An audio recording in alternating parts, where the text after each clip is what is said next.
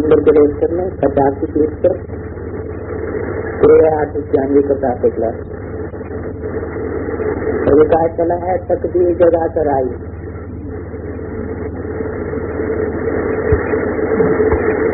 गीत की एक लाइन सुन करके नीचे नीचे बच्चों के रोमांच खड़े हो जाने चाहिए। है तो कामन गीत, परंतु इनका सार और कोई नहीं जानते। कहाँ से तकदीर जगा कर आई?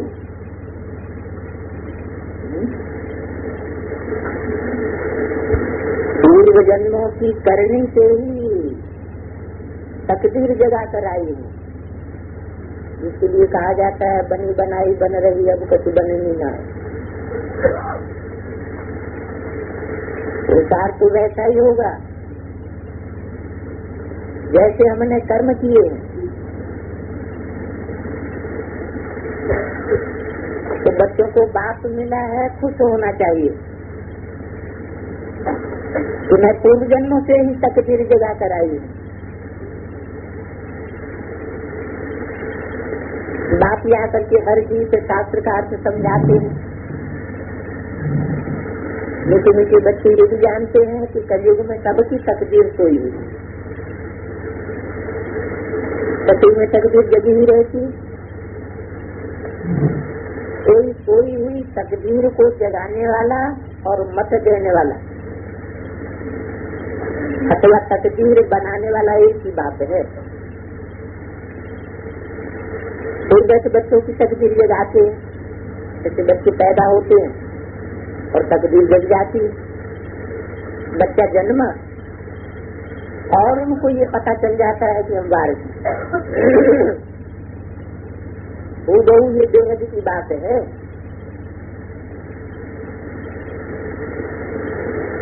बच्चे जानते हैं कल्प कल्प हमारी तकदीर जगती है और सो जाती है। पावन बनते हैं तो तकदीर जगती है। पावन गृहस्थ आश्रम कहा जाता है। आश्रम अक्सर पवित्र होता है। पवित्र गृहस्थ आश्रम उनके अगेंस्ट में फिर है अपवित्र पापिष्ठ धर्म। आश्रम नहीं जाना। गृहस्थ धर्म तो सबका है ही, जानवरों का भी है।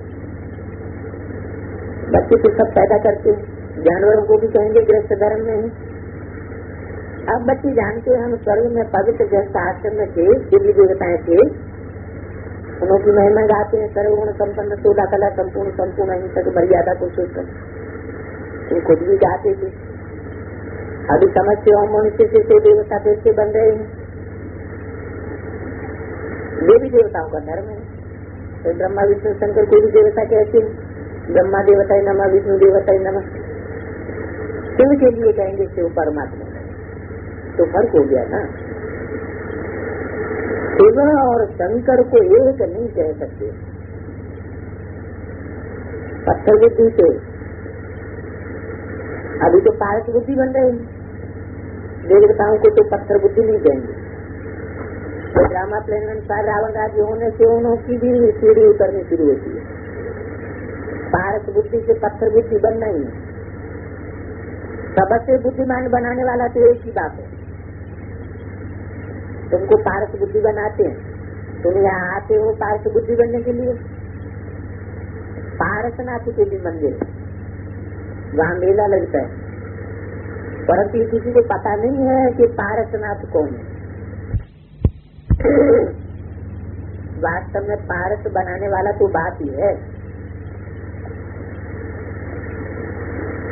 पारस पत्थर की क्या विशेषता होती है?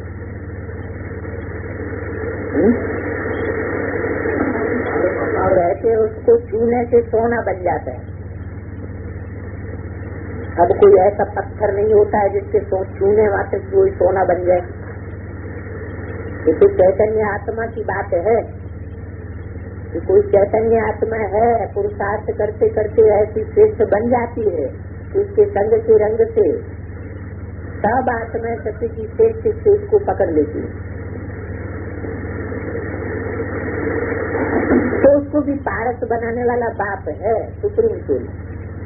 वो है बुद्धिमानों की बुद्धि। यह तो बच्चों की बुद्धि के लिए खुराक। बुद्धि कितना पलटती है। जैसे जाया जाता है ची नोरी हुई, सास नोरी हुई। अब बंदरों की तो बात नहीं है, मनुष्य जैसे बंदर मिसल बन जाते, ऐप्स को मनुष्य से बहस की जाती है तो कहा जाता है ये सब जंगल के बंदर मिसल। इसको कहा जाता है कांटों का जंगल। इतना ही कुछ दुख देते रहते। अभी तुम बच्चों को बुद्धि की खुराक मिल रही है, वेद का बाप खुराक दे रहे हैं।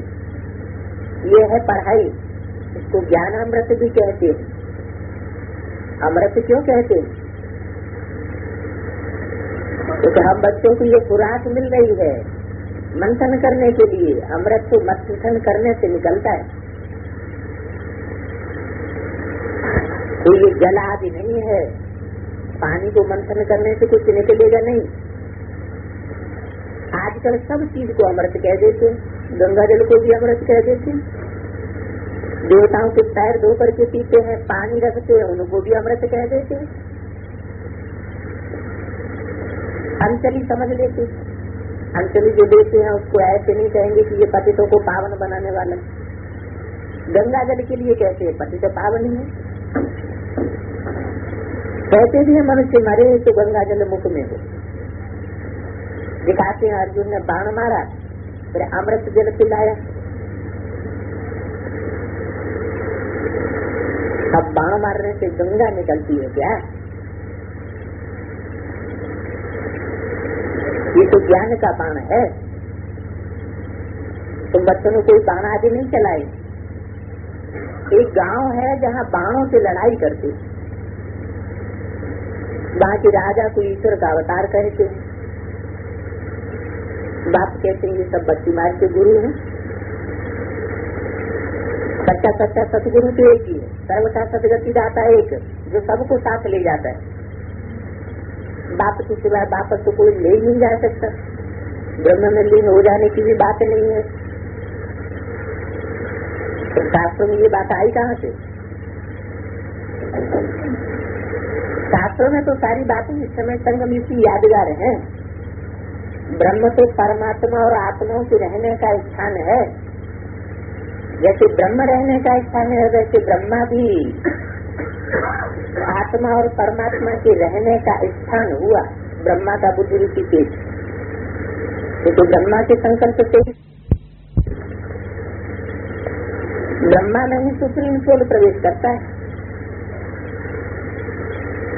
तो लीन हो जाने की बात नहीं है।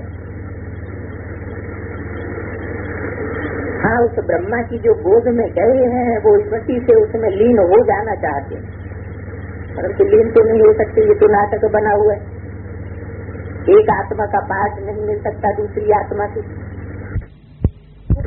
ये चक्र तो अनादि चलता ही रहता है। वर्ल्ड की हिस्ट्री जोग्राफी रिपीट कैसे होती है ये तो तुम जानते हो। मनुष्य अर्थात आत्मा अपने बाप और रचना को भी नहीं जानती, जिसको याद भी कहते हैं।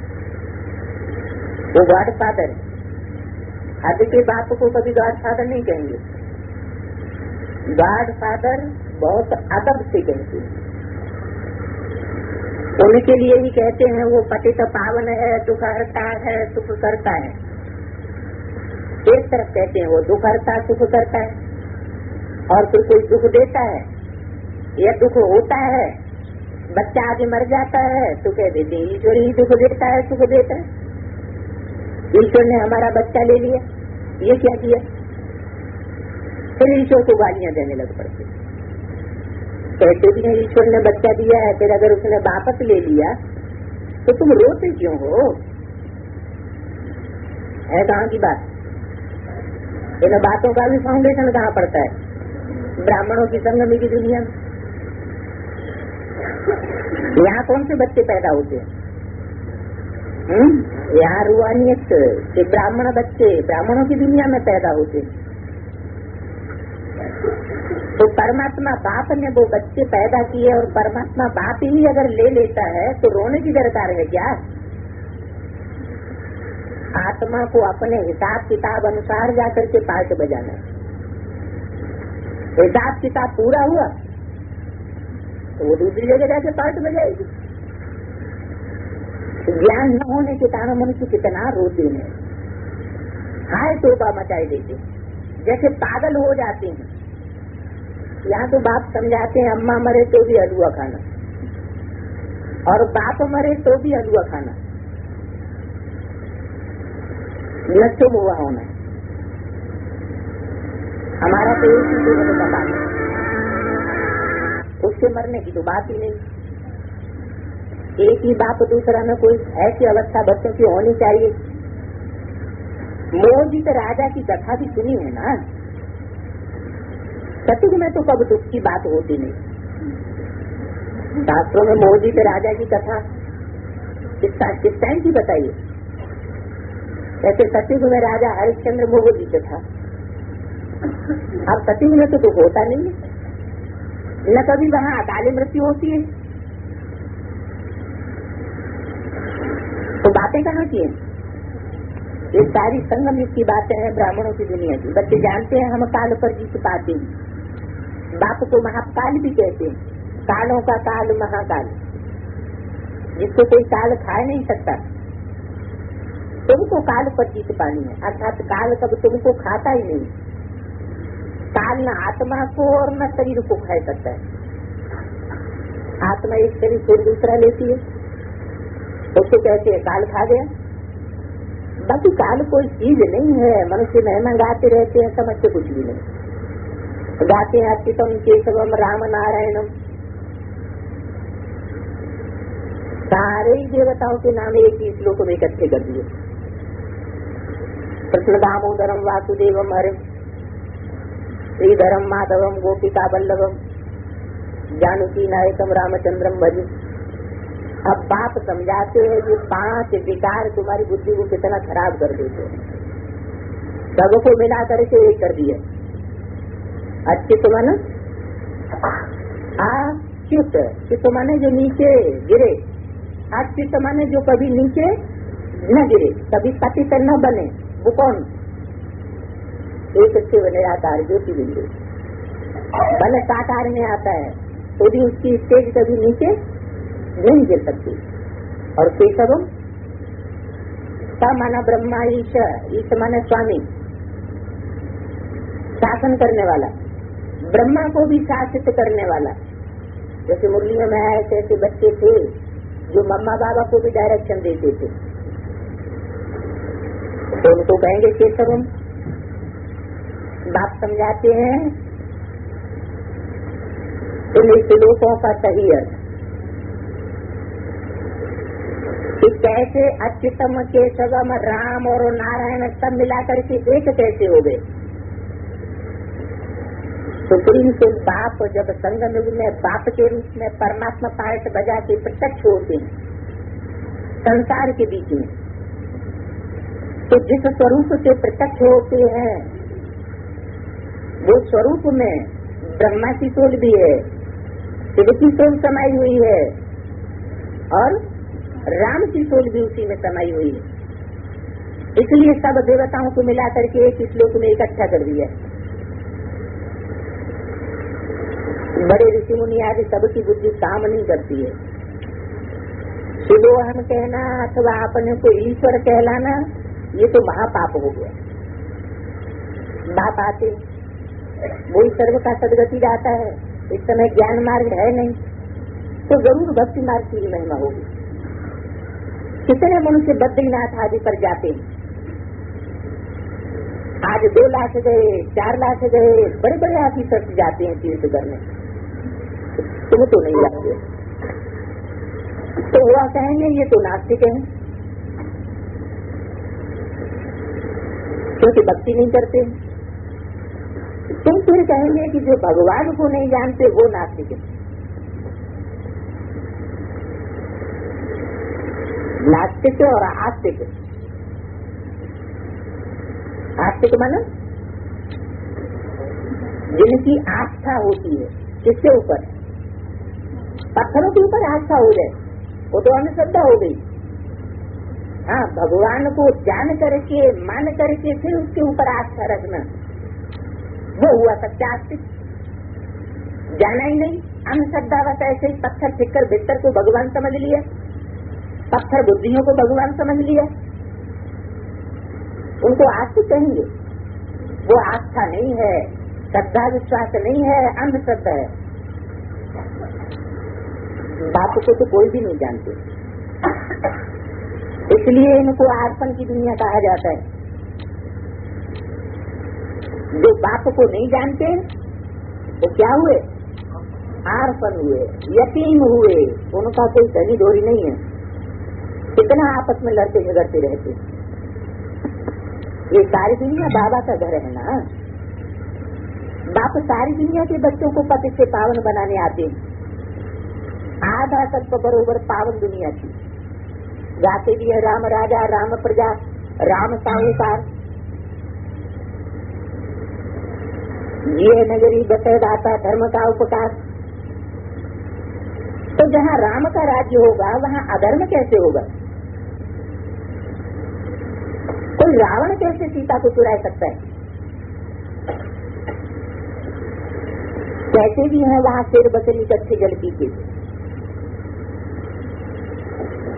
कहाँ? स्वर्ग में। वहाँ बकरी भी होती है? बकरी तो नहीं होती है। मच्छी मक्खर ही नहीं होते हैं। वो गंध करने वाली वहाँ कोई भी चीज नहीं होती जिसमें बात आती है। तो बात कहाँ की है कि राम ही राजा बनता है, राम ही प्रजा बनता है। ये संगम की ही बात है। संगम में ही सारी शूटिंग होती है। राम की आत्मा प्रजा वर्ग में भी कार्य करती है और फिर राजा भी वही सबसे पहले बनती है। हर तरह का पार्ट उस बीज रूप आत्मा के अंदर समाया हुआ है। इसलिए मुझे बोला दुनिया की ऐसी कोई बात नहीं जो तेरे से लागू न होती है। तो सारी सृष्टि का बात है।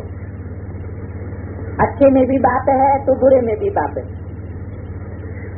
कहते ही हैं बच्चे तुम्हारा बाप आया हुआ है। तो राम राजा राम प्रजा ये इस समय की बात हुई।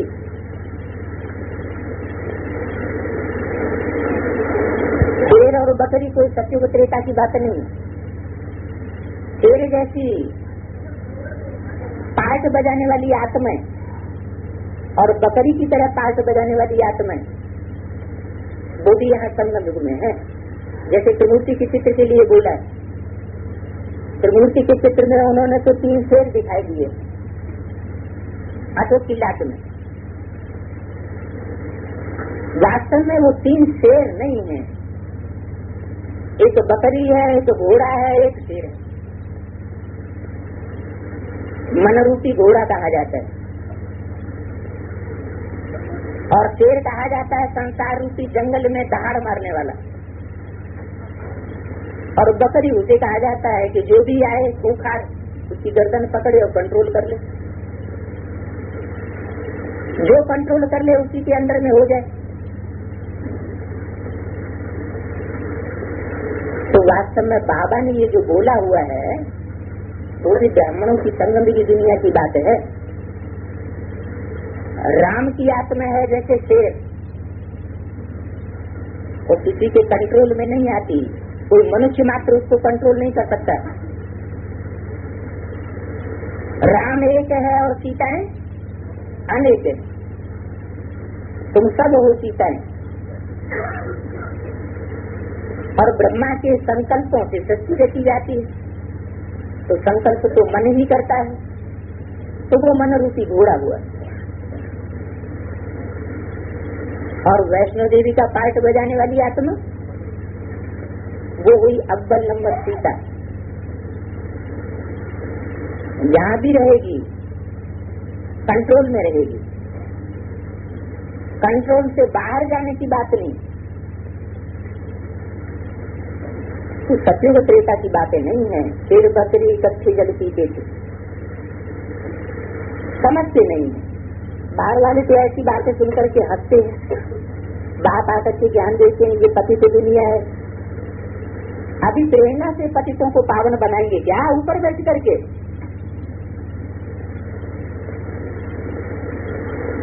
बुलाते ही हैं पति तो पावन आओ, आकर के हमको पावन बनाओ। तो ऐसे थोड़े ही कि ज्ञान सुना के चले जाएंगे फिर ऊपर बैठ करके पावन बनाते रहेंगे, या बच्चे अपने आप पावन बन जाएंगे? नहीं, प्रेरणा से कोई काम नहीं होता। बाप को सृष्टि पर आना पड़े साकार में पतितों को पावन बनाने के लिए। बुलाते हैं पतित पावन आओ, तो जरूर भारत में ही आया था।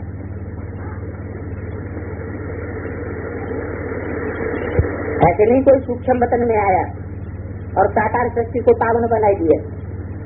अब भी कहते हैं मैं ज्ञान का सागर आया हुआ। शास्त्रों में सभी संत कथाएं नाम रख दिया, व्यास भगवान ने शास्त्र बनाए। अब वो व्यास था भक्ति मार्ग का, वो व्यास था भक्ति मार्ग का। व्यास का अर्थ क्या है? वे माना विशेष और आत्मा न बैठ जाए, खास इसी काम के लिए बैठ जाए, हितकारी के लिए है, शासन करने का विधान बनाने के लिए। तो संग युग में ही सारे विधान तैयार होते हैं। ब्रह्मा को भी भाग्य विधाता कहा जाता है, परमात्मा को भी भाग्य विधाता कहा जाता है। तो वो व्यास था भक्ति मार्ग का और ये हुआ ज्ञान मार्ग का। तो भक्ति मार्ग का भी जो आदि व्यास था उसने कोई लिखा नहीं था बैठ करके, जो बाद वाले उसके चेले हुए हैं उन्होंने लिखा। शास्त्र में भी आता है कि व्यास बोलते गए और गणेश जी लिखते गए।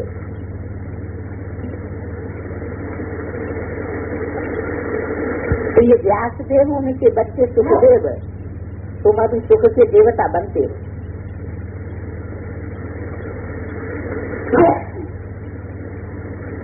सुख का वर्षा ले रहे हो व्यास से, शिवाचारी से।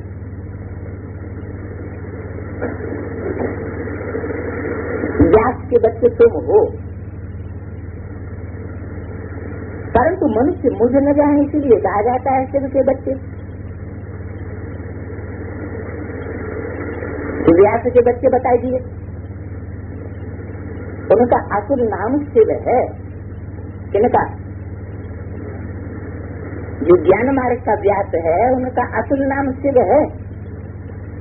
आत्मा को जाना जाता है, परमात्मा को भी जाना जाता है। वही आकर के पति से पावन बनने का रास्ता बताते हैं। कहते हैं मैं तुम आत्माओं का बाप हूँ, आत्मा अंगुष्ठे में चल है, ऐसे कह देते हैं। अब अंगुष्ठे में सन इतना बड़ा तो यहाँ ठहर भी न सके, कहाँ? प्रकृति के मध्य में। वो आत्मा तो बहुत सूक्ष्म है। डॉक्टर लोग भी माथा मारते हैं आत्मा को देखने के लिए, परंतु वो देख नहीं सकते। आत्मा को रियलाइज किया जाता है। बाप पूछते हैं अब तुमने आत्मा को रियलाइज किया, क्या रियलाइज करना है? हु एम आई, मैं आत्मा कौन? इसका मतलब ये नहीं कि मैं आत्मा बिंदु, ये रियलाइजेशन हो गया। ये तो एक सामान्य बात हो गई कि मैं आत्मा बिंदु, परमात्मा बिंदु, कीड़े मकोड़े पशु पक्षी सब बिंदु। ये कोई हर एक आत्मा की अलग अलग पहचान नहीं हुई। आत्मा का रियलाइजेशन माने आत्मा को अपने पार्ट का पता चल जाए। मैं आत्मा किस धर्म की हूँ, किस कुल विशेष की हूँ, दुनिया के किस विशेष हिस्से में मेरे को विशेष पार्ट बजाना है, मैं कौन सा मानता हूँ, ये सब पता चले।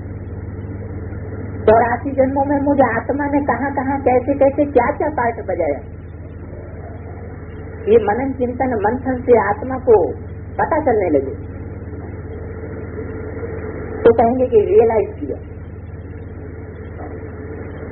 तो बाप पूछते हैं तुमने आत्मा को रियलाइज किया? इतनी छोटी सी आत्मा में अविनाशी पार्ट लगा हुआ है 84 जन्मों का। जैसे एक रिकॉर्ड है, पहले तुम देह अभिमानी थे, अभी देही अभिमानी बने हो। तुम जानते हो हमारी आत्मा 84 जन्म कैसे लेती रहती है, इनका एंड नहीं होता है। कोई पूछते हैं ये ड्रामा कब से शुरू हुआ, पर ये तो अनादि है, ये कभी विनाश होता ही नहीं। इनको कहा जाता है बना बनाया अविनाशी वर्ल्ड ड्रामा। वर्ल्ड को भी तुम जानते हो, चारों तरफ सागर है। तो बाप दस बच्चों को समझाते हैं, जैसे अनपढ़ बच्चों को पढ़ाई दी जाती है, आत्मा शरीर में रहती है। यह पत्थर बुद्धि के लिए फ्रूट। संसार सागर है और विषय सागर भी है। उस सागर में रत्नों का भंडार भी समाया हुआ है और कचड़े का भी भंडार समाया हुआ है। अब बच्चे चाहे रत्नों के भंडार में डूब जाएं और चाहे कचड़े के भंडार में डूब जाएं, ये बच्चों के ऊपर है, वो क्या रिसर्च करना चाहते हैं। सागर की छाया किसी ने ले पाई है क्या?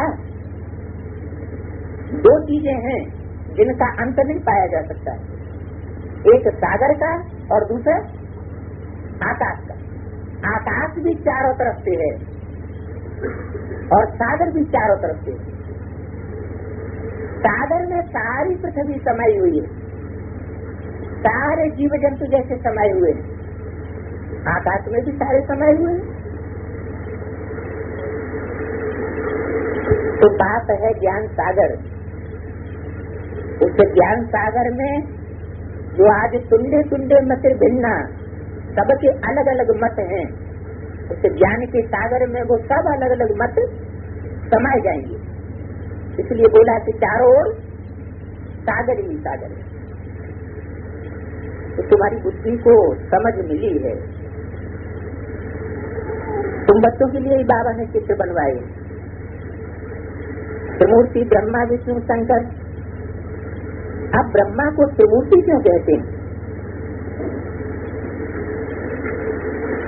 देव देव महादेव को कहते हैं, फिर ब्रह्मा को त्रिमूर्ति क्यों कह दिया? त्रिमूर्ति ब्रह्मा बड़ा कौन हुआ? देव देव माना ब्रह्मा देव विष्णु देव, और उनमें भी बड़ा महादेव। तो एक दो के ऊपर रख देते, कभी ब्रह्मा को ऊंचा बनाई दिया और कहीं शंकर महादेव को ऊंचा बनाई दिया।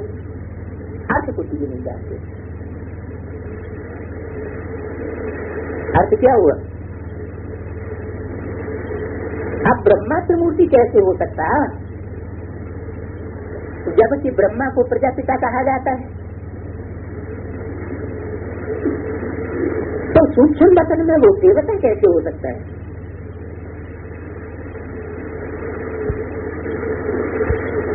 जो सूक्ष्म वतनवासी है शंकर, वो अलग, और प्रजापिता अलग। शंकर को पतित नहीं कहेंगे, क्योंकि फरिश्ते पतित नहीं होते, उनका फर्श की दुनिया वालों से कोई रिश्ता ही नहीं होता जो पतित बने। और प्रजापिता को पतित कहेंगे, क्योंकि पतितन में ही परमात्मा बाप आते हैं। तो शंकर, ब्रह्मा, विष्णु, ये तो टाइटल है। जैसे परमधाम के चित्र में रामकृष्ण की दो बिंदियां भी दिखाई हुई, और फिर ब्रह्मा विष्णु शंकर भी तीन अलग दिखाए हुए। मतलब क्या हुआ? ये टाइटल है, ब्रह्मा कोई एक सोल का नाम नहीं हुआ। ठीक है, आदि ब्रह्मा भी है, लेकिन सेकेंडरी, थर्ड और फोर्थ नंबर का पार्ट बजाने वाला भी ब्रह्मा है। इसलिए चार भुजाएं या चार मुख दिखाई जाते हैं। जो ब्रह्मा तो विष्णु बनता है, ब्रह्मा के चार मुख तो विष्णु के भी चार भुजाएं दिखाई जाती है। बाकी रहा शंकर, चंचल कहा जाता है मिक्स पार्ट को। ब्रह्मा की सोल भी उसमें समाई हुई है, विष्णु की सोल भी समाई हुई है। बिना उसके विष्णु का पार्ट भी नहीं चल सकता। तो तीनों का जो मिक्स पार्ट है वो भी उसमें समाया हुआ है, प्रवेश है, इसलिए उसे शंकर कहा जाता है। क्योंकि 4 भुजाएं दिखाते हैं। भुजा माने आत्मा, तो 4 आत्मा तो चैतन्य रूप में हो गई, कंबाइंड रूप में पार्ट बजाने वाली 4 भुजाओं के रूप में। लेकिन भुजाओं को चलाने वाला भी तो कोई होता है कि अपने आप भुजाएं चलती हैं। भुजाओं को चलाने वाली आत्मा भी तो चाहिए, कंट्रोल करने वाली भी तो चाहिए। तो वो कौन हुआ है? वो तो विष्णु में होता ही नहीं। विष्णु का जो पार्ट चलता है वो तो सतयुग में चलता है या संगम में चलता है? वो तो संगम में चलता है। संगम में ही अंत के हिस्से में, माने सतयुग के आदि के हिस्से में विष्णु प्रत्यक्ष होता है, सतो प्रधान इत्यादि। तो वहाँ भी कंट्रोल करने वाली आत्मा कौन? जो ब्रह्मा से विष्णु बनता है उसको कंट्रोलर कोई होगा कि नहीं? तो बाबा तो सतयुग में नहीं होता, और विष्णु कहाँ की बात है? वो संगम की बात है। जब विष्णु बन जाता है, ब्रह्मा से विष्णु बन जाता है, तो शिव उसमें प्रवेश करेगा क्या? शिव प्रवेश नहीं करता, लेकिन शिव ने जिसमें प्रवेश किया था वही उसका कंट्रोलर हो जाता है। किसका? वैष्णो देवी का। तो प्रजापिता ब्रह्मा तो यहाँ होना चाहिए। शंकर सूक्ष्म वतनवासी और प्रजापिता ब्रह्मा साकार वतनवासी। ये बातें कोई भी शास्त्रों में नहीं है जो कोई समझा सके। बाप कहते हैं मैं शरीर में प्रवेश करे, इन द्वारा तुमको समझाता हूँ। इन द्वारा इन्हें माना कौन? ब्रह्मा और प्रजापिता। इनको अपना रथ बताता हूँ, रामकृष्ण की आत्माओं को। इनके बहुत जन्मों के अंत में मैं आता हूँ। ये भी 5 विकारों का संन्यास करते हैं। संन्यास करने वाले को योगी ऋषि कहा जाता है। अभी तुम राजऋषि तुम प्रतिज्ञा करते हो, वो सन्यासी लोग तो घर बार छोड़ करके चले जाते हैं। समझते हैं कि ये साथी ने हमको पति तो बनाई दिया। यहाँ तो स्त्री पुरुष इकट्ठे रहते हैं, यहाँ कोई संन्यास करना नहीं सिखाया जाता है घर बार का। कहते हम विकार में कभी नहीं जाएंगे। तो मूल बात है ही विकार की। क्रोध तो सन्यासी में भी बहुत होता है। वो स्त्री को विधवा बनाए, निर्धन का बना देते हैं, वो तो आती है। वो भी अच्छे, परंतु अभी तो तमो प्रधान हो गए। अच्छे क्यों है? तो भारत को थमाते हैं। जब भारत बहुत पतित होने लगता है तो अपनी पवित्रता के बल पर थमा देते। भले अल्पकाल की पवित्रता है, दिखावे की पवित्रता है, फिर भी रहते तो पवित्र है ना। पवित्रता के वाइब्रेशन तो फैलाते हैं ना।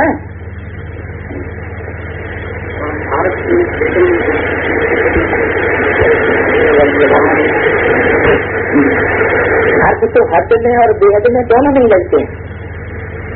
जो स्थूल में अर्थ लगता है वो चैतन्य में भी अर्थ लगता है। जैसे 9 ग्रह हैं, चांद सितारे हैं, तो स्थूल में भी है तो चैतन्य में भी है। तो क्रोध सन्यासियों बहुत होता है। वो स्त्री को विधवा बनाए, निर्धन का बनाए देते हैं। उनका हथ ही हो गए, अपने को रचयिता कह देते हैं। अगर तुम रचयिता हो तो रचना के आदि मध्यंत का ज्ञान सुनाओ, वो नहीं सुना सकते, कुछ भी नहीं बता सकेंगे। रचना तो अपने आदि मध्यंत का ज्ञान नहीं समझा सकती, तो वो तो जब रची गई है तो उसे क्या पता। लेकिन रचयिता तो जानता है ना। अगर सन्यासी रचयिता है तो आदि मध्यंत की सारी बात बताए, तो बता ही नहीं सकते, इसलिए बता ही नहीं सकेंगे। तुम जानते हो शिव बाबा रचयिता है किसका? ब्रह्मा विष्णु शंकर का रचयिता है, सारी ही नई सृष्टि का रचयिता है। पहले तो ब्राह्मणों की दुनिया का रचयिता, वो नई रचना रखते हैं। वो रचयिता बाप बीज रूप है, सत्य है, चित्त है, आनंद का सागर है। सत्य और सत्य की बात कहाँ की? साकार सृष्टि की। चैतन्य और जड़ बात कहाँ की? साकार सृष्टि की। दुख और आनंद ये बात कहाँ की? साकार सृष्टि की। तो जो बीज रूप है सृष्टि का, वो मनुष्य सृष्टि का बीज रूप है या ब्राह्मणों की सृष्टि का बीज रूप है? तो ब्राह्मण साकार है या निराकार आकार? साकार है, तो बीज भी कैसा होगा? साकार होगा।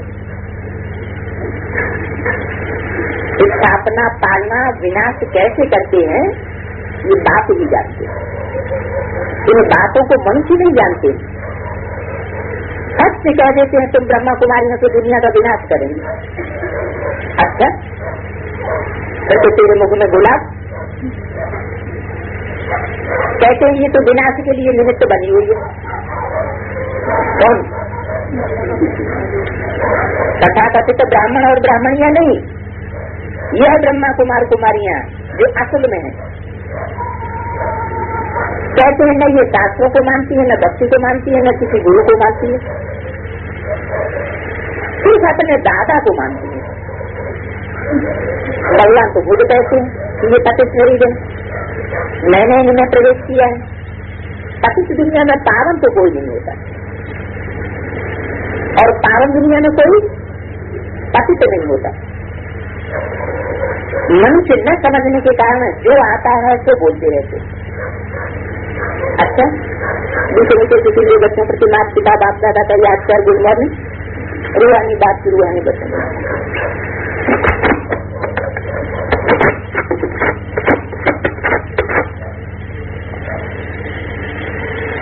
आज की अध्यक्षवाणी है 12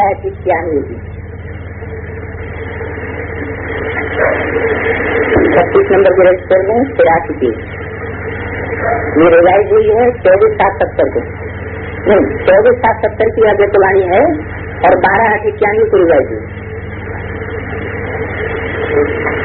24/7/70 की ओरिजिनल वाणी और 12/8/91 को रिवाइज हुई। सभी जिस स्थिति में अभी बैठे हैं उसको कौन सी स्थिति कहेंगे?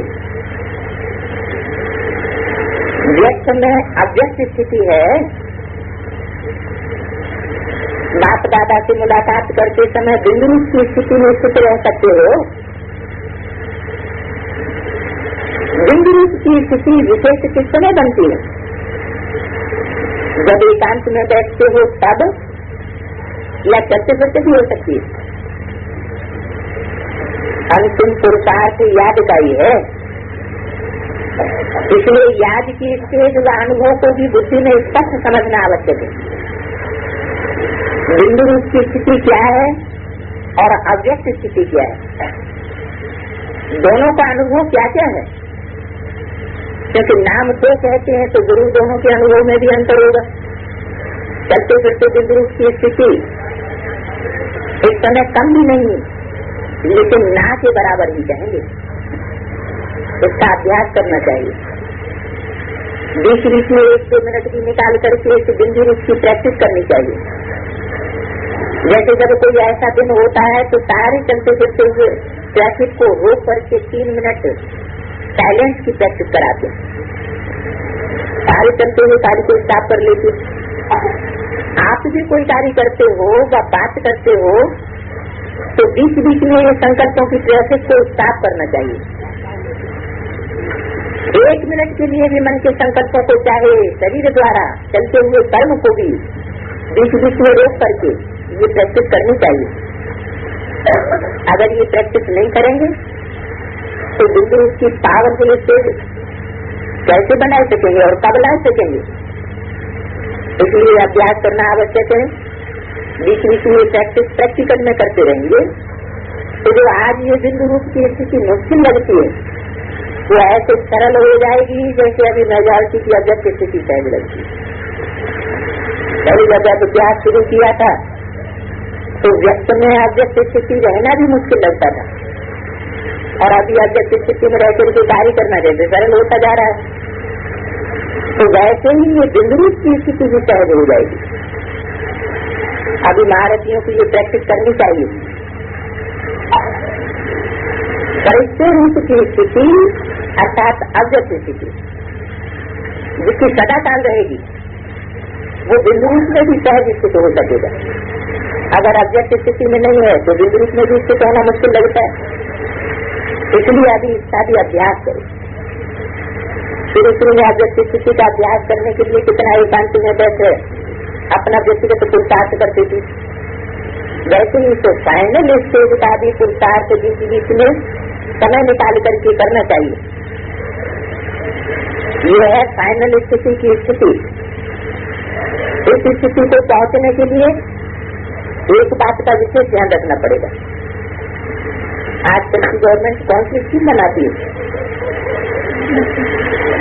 दुनिया के प्लान भी सफल तब होते हैं जब पहले ये लक्ष्य रखते हैं कि सभी बातों में जितना हो सके उतनी बचत की योजना करते हैं। समय बचे, पैसा बचे, एनर्जी भी बचे, एनर्जी कम लगे और सारी ज्यादा, सभी प्रकार की बचत की योजनाएं कराते हैं। तो अब पांडव गवर्नमेंट को कौन सी स्कीम करनी पड़े? ये जो दुनिया ये जो सुनाया कि बिंदु रूप की संपूर्ण सिद्धि की अवस्था को प्राप्त करने के लिए पुरुषार्थ करना है। अभी जिस रीति चल रहे हैं उस हिसाब से तो सभी यही कहते हैं कि बहुत बिजी रहते हैं, एकांत का समय हमें बहुत कम मिलता है, अपने मनन का समय भी कम मिलता है। लेकिन समय आएगा कहाँ से? दिन प्रतिदिन शरीर की बढ़ती जानी है और समस्याएं भी बढ़ती जानी है और ये जो संकल्पों की स्पीड है वो भी दिन प्रतिदिन बढ़ती रहेगी। अभी एक सेकंड में जो 10 संकल्प करते हैं उसकी डबल ट्रबल स्पीड हो जाएगी। ये संकल्पों की ट्रेन फास्ट होती जाएंगी। जैसे आजकल जनसंख्या का हिसाब निकालते हैं कि एक दिन में कितनी वृद्धि होती है, यहाँ फिर ये संकल्पों की स्पीड तेज होगी। एक तरफ संकल्पों की और दूसरी तरफ इविल स्टेप्स की भी वृद्धि होती जाएगी। क्यों? क्योंकि दिन प्रतिदिन अकाली मौत बढ़ता जाता है। तो जो अकाले मौत में मरते हैं वो सब सूक्ष्म शरीरधारी बनते जाते हैं। इसलिए वृद्धि होती है, लेकिन इसके लिए एक विशेष अटेंशन रखना पड़े जिससे सब बातों का सामना कर सकें। और ये बात है कि जो भी बात होती है उनको स्पष्ट समझने के लिए 2 शब्द याद रखने, एक अंतर और दूसरा मंत्र। जो बात होती है उसका अंतर करो, ये बात यथार्थ है या अयथार्थ है, बात दादा के समान है या नहीं है। अगर बाप समान नहीं है या बाप समान है वो देखो, एक तो हर समय अंतर करके उसका 1 सेकंड में नाक या दांत लगाओ। करना नहीं है तो फिर काट देंगे, अगर करना है तो करने लग जाएंगे। तो नाक और दांत ये भी स्मृति में रखना है। अंतर और मंतर ये दोनों प्रैक्टिकल में होंगे, दोनों को भूलेंगे नहीं तो कोई भी समस्या व कोई भी इविल स्पिरिट सामना नहीं कर सकेगी। 1 सेकंड में समस्या भस्म हो जाएगी। इविल स्पिरिट आपके सामने ठहर नहीं सकती है। क्यों नहीं ठहर सकती? क्योंकि उनका होता है सूक्ष्म शरीर और आप टिकेंगे बिंदु में, निराकारी स्टेज में, तो उनका सूक्ष्म शरीर भी जैसे भस्म होता हुआ अनुभव होगा, जलन अनुभव होगी, इसलिए वो तुम्हारे सामने टिक नहीं सकेंगे। लेकिन ये कौन बच्चे कर सकेंगे? जो निराकारी स्टेज में, निसंकल्पी बिंदु के स्टेज में टिकने के अभ्यासी होंगे, तो ये पुरुषार्थ करना पड़ेगा। क्योंकि जैसे जैसे समय बीतता जाएगा दुनिया में इविल स्पिरिट्स की संख्या बढ़ती चली जाएगी। एक एक के अंदर 14-14 सोल भी प्रवेश कर सकती है।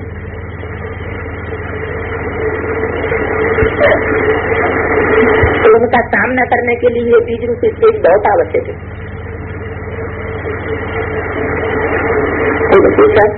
इविल स्पिरिट्स का रूप कौन सा है?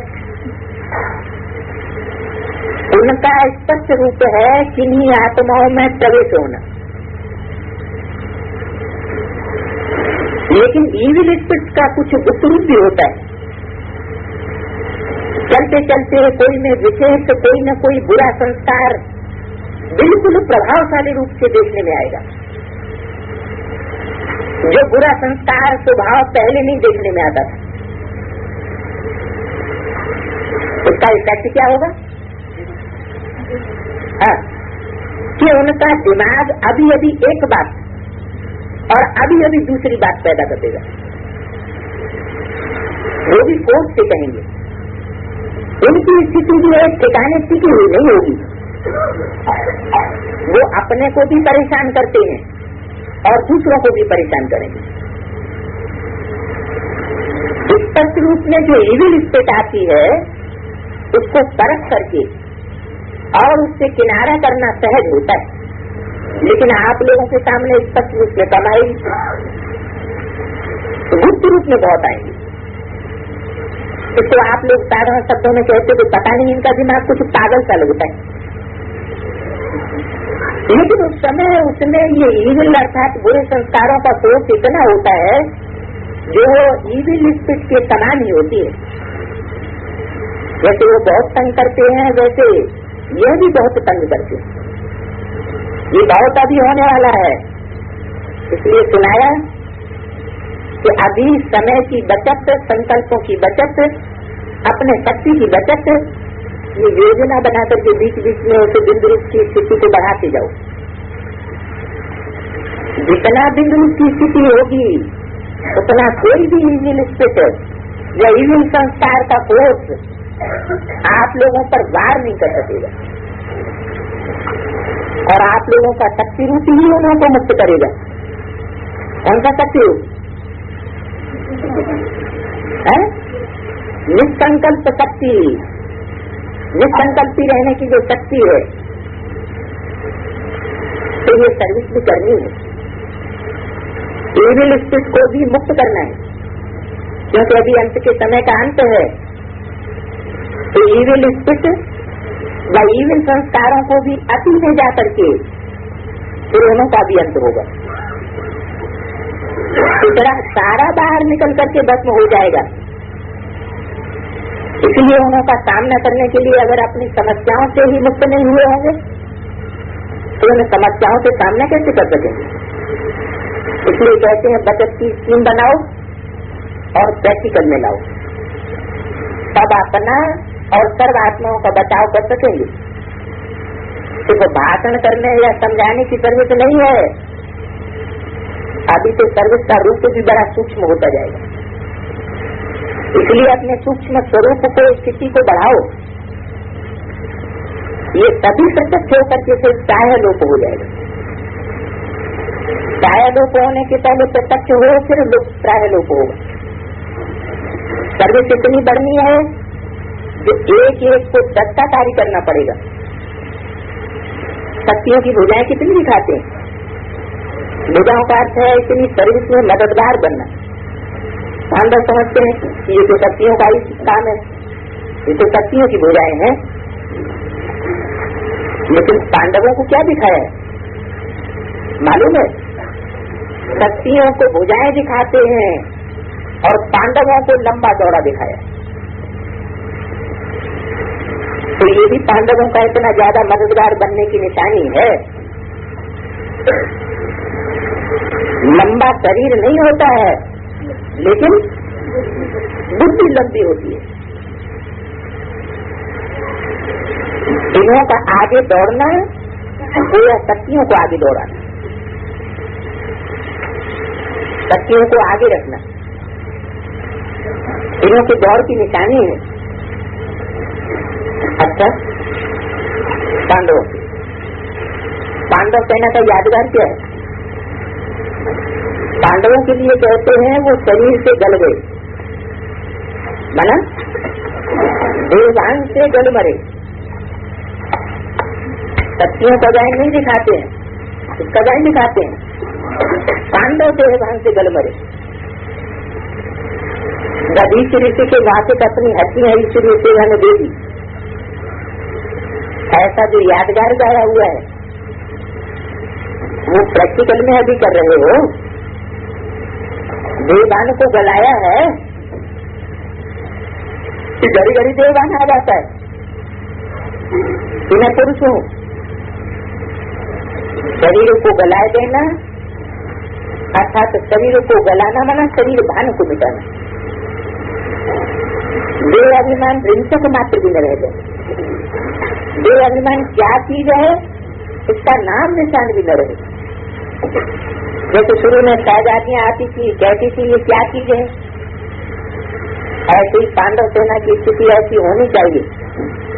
जो देह अभिमान क्या चीज होती है उसकी अवश्य अविद्या हो जाए, देह अभिमान की शुद्ध बुद्धि भी खलास हो जाए, देह अभिमानी ही होकर गिरे। ऐसा पाठ रिपीट कर रहे हो। जितना जितना अविद्या होती जाएगी उतना कोई अवज्ञा नहीं करेंगे।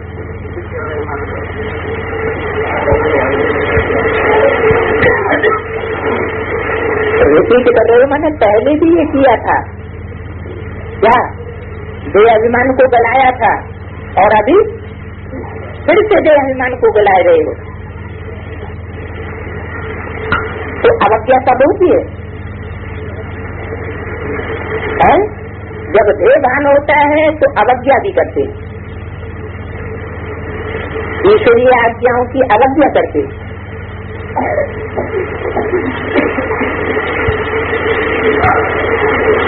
तो अभी ऐसा पुरुषार्थ करना है जो देहभान की अविद्या स्वरूप हो जाए।